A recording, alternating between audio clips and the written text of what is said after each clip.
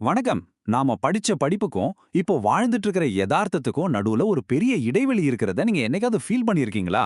ஒரு முழு சிஸ்டமே ஒரு புது தலைமுறையோட தேவைகளை பூர்த்தி செய்ய முடியாம திணறுதே. ஏன் இப்படி ஆகுது? இந்த கேள்வி படிச்சு முடிச்ச பல இளைஞர்களோட மனசுல டெய்லி ஓடிக்கிட்டு இருக்கு. வருஷக்கணக்கா லட்சக்கணக்கா செலவு பண்ணி வாங்கின ஒரு டிகிரி வாழ்க்கைக்கு எந்த கேரண்டியும் கொடுக்கலன்னா வர்ற ஒரு விரக்தி இருக்கு பாருங்க, அதுதான் இது. இது வெறும் ஒரு ஃபீலிங் மட்டும் இல்ல, இதுதான் நிஜம். 35% இதுதாங்க இந்தியால இருக்கிற இளம் பட்டதாரிகளோட வேலையில்லா திண்டாட்டத்தோட விகிதம். அதாவது படிச்சு முடிச்சு வெளியே வர்ற 3 பேர்ல கிட்டத்தட்ட ஒருத்தர் வேலைக்காக காத்துட்டு இருக்காங்க.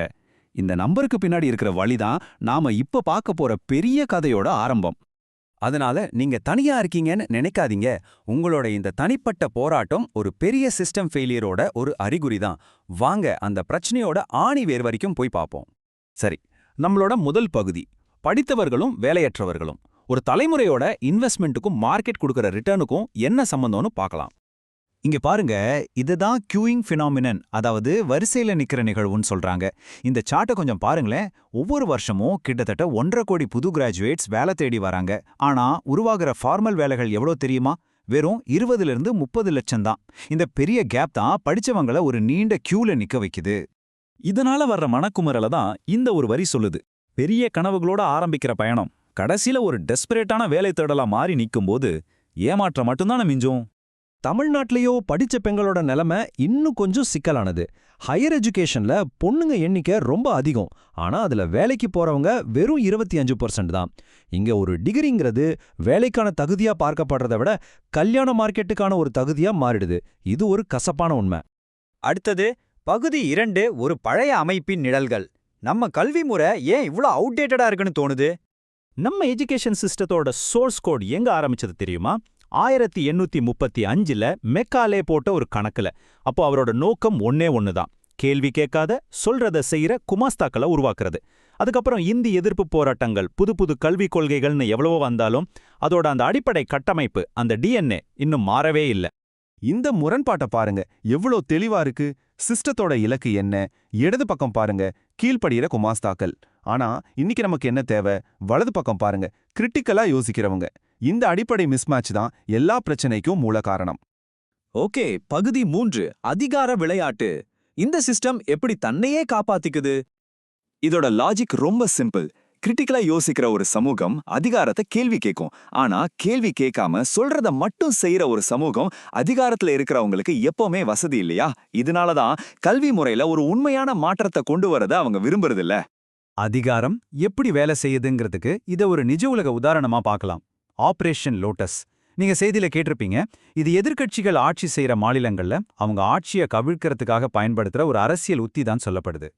இதோட பிளேபுக் எப்படி இருக்குன்னு சொல்றாங்கன்னா, முதல்ல எதிர்க்கட்சி ஆள்ற மாநிலத்தில் இருக்கிற முக்கியமான எம்எல்ஏக்களை ஐடென்டிஃபை பண்றது.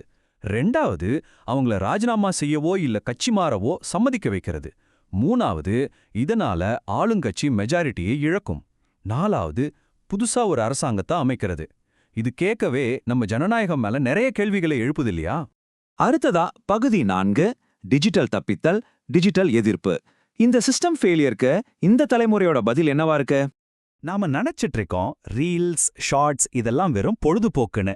ஆனா அதுக்கு பின்னாடி பல ஆழமான காரணங்கள் இருக்கு. பொருளாதார கவலையிலிருந்து தப்பிக்க ஒரு வழி, அங்கீகாரம் தேட ஒரு இடம், ஸ்கூல் காலேஜ்ல புரியாத விஷயங்களை தாய்மொழியில விஷுவலா கத்துக்க ஒரு வழி. இன்னும் சொல்ல போனா கண்டென்ட் கிரியேட்டருங்கிற ஒரு புது கெரியர் ஆப்ஷனே அது உருவாக்கியிருக்கு. ஆக ஒரு சிஸ்டம் ஒரு தலைமுறைக்கு கற்பிக்க தவறும்போதே அவங்களோட மொபைல் ஸ்கிரீனே வகுப்பறையா மாறுது. ரொம்ப ஆழமான ஒரு மாற்றம் இது. யூடியூப் வாத்தியாராகவும் இன்ஸ்டாகிராம் சிலபஸாகவும் மாறிடுச்சு. சரி, கடைசி பகுதிக்கு வந்தாச்சு. பகுதி 5, உங்க நிஜ உலக வாழ்க்கை கருவி பெட்டி. சிஸ்டம் நமக்கு என்ன கத்துக் கொடுக்குது, ஆனா வாழ்க்கை நம்ம கிட்ட என்ன கேக்குது? இந்த ஒரு ஸ்லைடு இதுதான் இந்த முழு அலசலோட சாராம்சம். இடது பக்கம் பாருங்க, சிஸ்டம் நமக்கு கொடுக்கிற சர்வைவல் கிட், அல்ஜீப்ரா, வரலாற்று தேதிகள், மனப்பாடம் இப்படி. ஆனா வலது பக்கம் பாருங்க, வாழ்க்கை நம்ம கிட்ட கேட்கிற த்ரைவிங் கிட், ஃபினான்ஷியல் லிட்ரஸி, நம்ம உரிமைகள் பத்தின அறிவு, எமோஷனல் இன்டெலிஜென்ஸ், தோல்வியை எப்படி ஹேண்டில் பண்றதுன்னு. இதுல எதையாவது சிஸ்டம் நமக்கு கத்துக் கொடுத்துச்சா? இத நல்லா புரிஞ்சுக்கோங்க. இந்த சிஸ்டம் உங்களுக்கு ஒரு சர்டிஃபிகேட்டை மட்டும்தான் கொடுக்கும். அது உங்களுக்கு ஒரு வாழ்க்கைய கேரண்டி பண்ணல. நம்ம கத்துக்க வேண்டிய முக்கியமான பாடம் இதுதான். உண்மையான கல்வி சிஸ்டத்துக்கு வெளியே தான் இருக்கு. சர்டிஃபிகேட் வெறும் ஒரு ஆரம்ப புள்ளி தான். அதுவே முடிவு கிடையாது.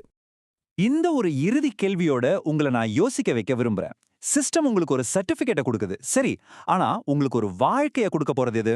உங்க வெற்றி, உங்க சந்தோஷம், இதுக்கான அர்த்தம் என்ன? உங்க வாழ்க்கையை நீங்க எப்படி உருவாக்க போறீங்க? யோசிங்க.